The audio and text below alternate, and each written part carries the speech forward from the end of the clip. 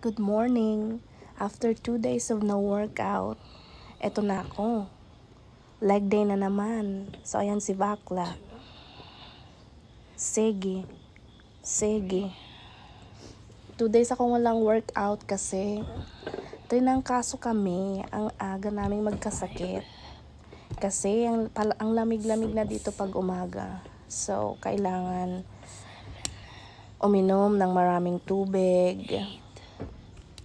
Dapat matulog ng maaga, which is hindi ko ginagawa. Kumain ng healthy foods.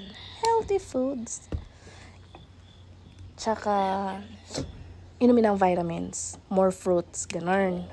So, ayan. Si Bakla.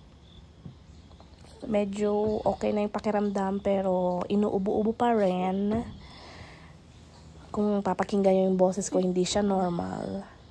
Ngongo akels today. Hirap maging ngongo. Yarn.